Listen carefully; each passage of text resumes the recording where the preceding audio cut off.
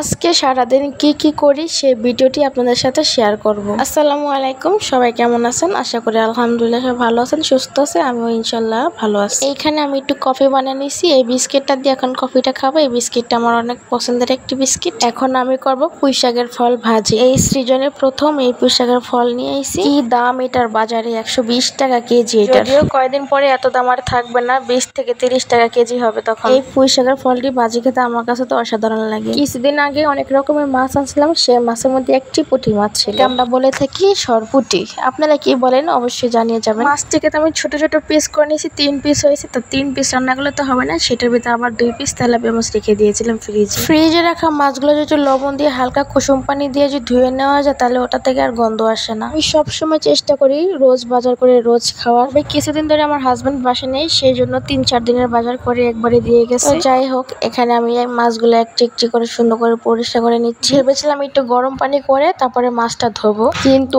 কলে থেকে এত প্রচুর পরিমাণ গরম পানি বেড়েছিল, সেই জন্য আর গরম পানি করলাম না। সত্যি বলতে আজকে এত পরিমাণ রোদ গেছে, সেই জন্য ট্যাঙ্কিটা গরম হয়ে গেছে, মনে তার জন্য গরম পানি বেরোচ্ছে। আর এইদিকে দেখেন আমার ভাজিতে কি পরিমাণ তেল বেশি হয়ে গেছে। কড়াইতে তেল ঢালার সময় বেশি পড়ে গেছে, বুঝতে পারিনি। তাই আমি তেলের থেকে ভাজিটা সুন্দর করে ছেঁকে তুলে ফেলতেছি। দেখেন কি পরিমাণ তেল বেশি হয়ে গেছে। আমি ভাবতেছি এই তেলে মাছটা ভাজি করে ফেলবো। তেলটা চাইলে আমি উঠে রেখে দিতে পারতাম, অন্য কোনো ভাজিতে ব্যবহার করতে পারতাম। আজকের মতো তো রান্না শেষ, আবার 2-1 দিনের মধ্যে ভাজি করবো কিনা তারও ঠিক নেই। তেলটা রেখে দিলে বাসি হয়ে যাবে, তাই ভাবলাম এই তেলে মাছটা ভাজি করে এই তেলে তরকারিটা রান্না করবো। এখানে আমার মাছ ভাজি করা হয়ে গেছে। আজকে মাছটা আমি খুবই হালকা মশলায় রান্না করব, পাতলা করে ঝোল করবো। মাছ ঝোল করবো বলে আমি ছোট্ট দিকে একটা পেঁয়াজ, বড় দিকে একটি রসুন, একটু কোনি আদা, দিকে একটা এলাচ, এটা কাঁচামরিচ সব একসাথে করে আমি হালকা করে বেটে নিয়েছি। মশলাটা বেশি মিহিন করি নাই, মশলাটা বেশি মিহিন করলে ঝোলটা ঘন হয়ে যাবে, তখন আর ঝোলটা পাতলা থাকবে না। তো এখানে আমি একে একে সমস্ত মশলা দিয়ে দিচ্ছি। লবণ, টেস্টি সল্ট, হলুদ, ধনিয়া গুঁড়া। অনেকেই আছে যারা মাছে এলাচ খায় না, কিন্তু আমি খাই। আমার কাছে এলাচটা না দিলে ভালো লাগে না। আমি পানি দিয়েছি, এখন মশলাটা ভালো করে কষিয়ে নেবো। কষানো হয়ে গেছে, এখন মাছটা দিয়ে আমি আরেকটু সুন্দর করে কষিয়ে নেবো। তো আমার মাছটাও কষানো হয়ে গেছে, এখন আমি ঝোলের জন্য পানি দিয়ে দেবো।